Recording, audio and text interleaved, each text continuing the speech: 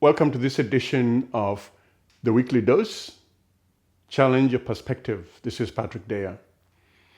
Last Friday, the High Court ruled that Uhuru Kenyatta and Ruto would stand for the elections, that they had no jurisdiction to rule that they could not, that jurisdiction falls under the Supreme Court. Now, one wonders whether there's enough time for those that brought the challenge to the two to take their case to the Supreme Court, and the Supreme Court have enough time to make a ruling one way or another. Now, my take on this is that Uhuru Kenyatta and Mr. William Ruto are innocent until proven guilty. That's what the law says. But the law also, in the new constitution, also talks about integrity. Do these two people have the integrity to lead this country under what faces them? Now, as I said, they are innocent until proven guilty, and until the ICC proves them guilty, they're innocent. But we must wonder, what is the perception of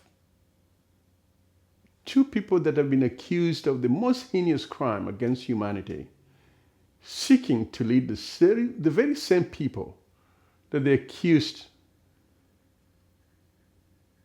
of masterminding actions that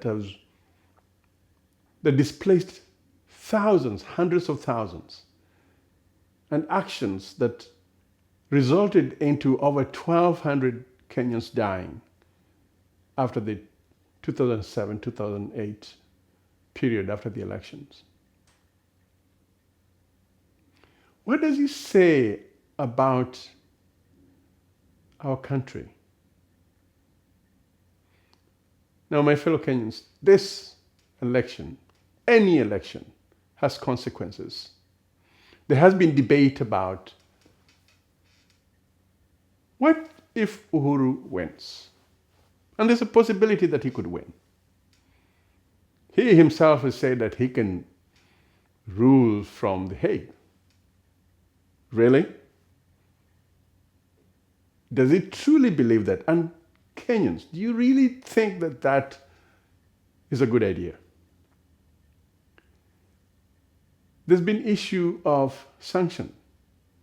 The West and the other part of the world has given its warning to Kenyans.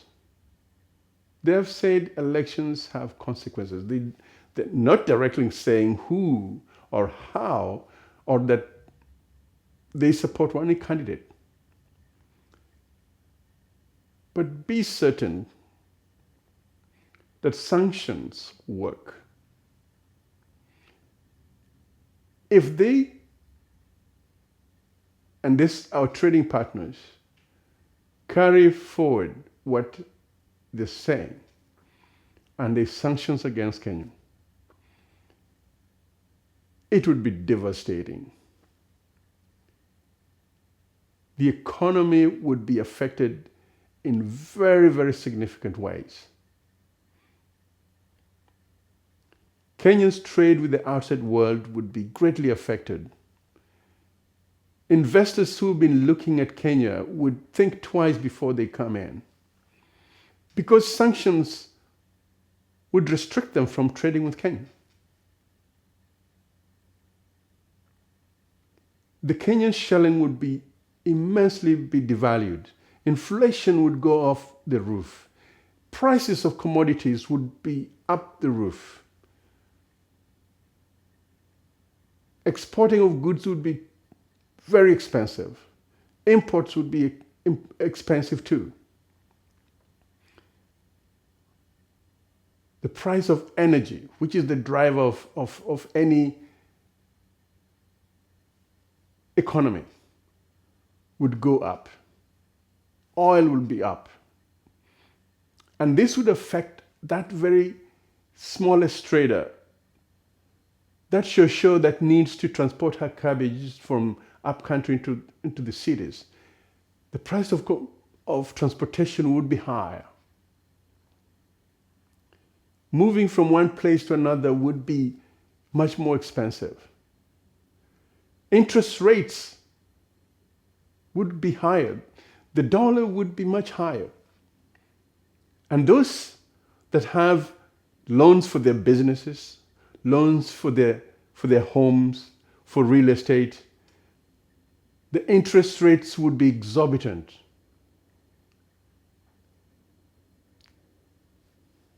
And the effect on the economy would be horrible. Now, one may say that I'm being a doomsayer. But this is what is most likely to happen. And so, Kenyans, we must think very, very deeply. We are not electing a president that will be an island. We cannot live in a bubble.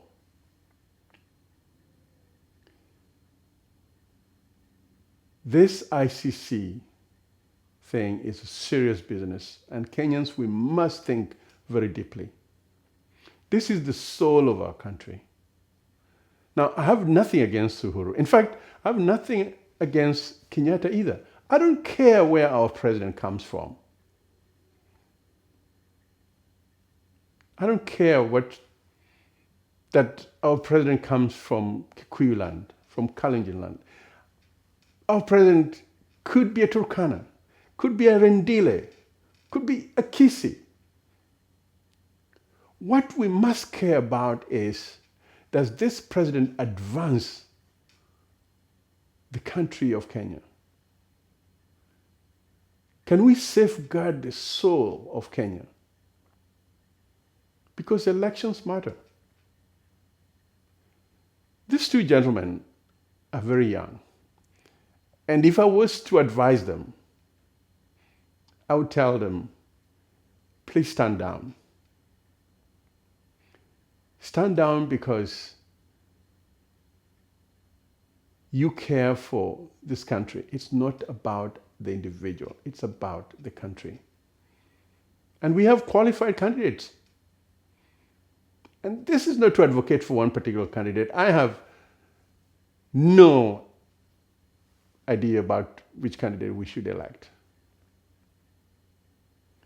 But we must think very deeply as Kenyans what the consequences would be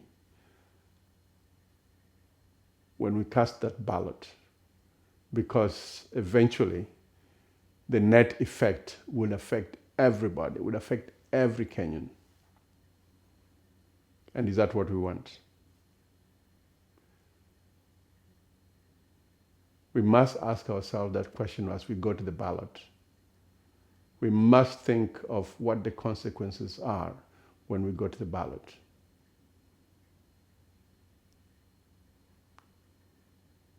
This is Patrick Daya, and this is the Weekly Dose. I challenge you to challenge your perspective.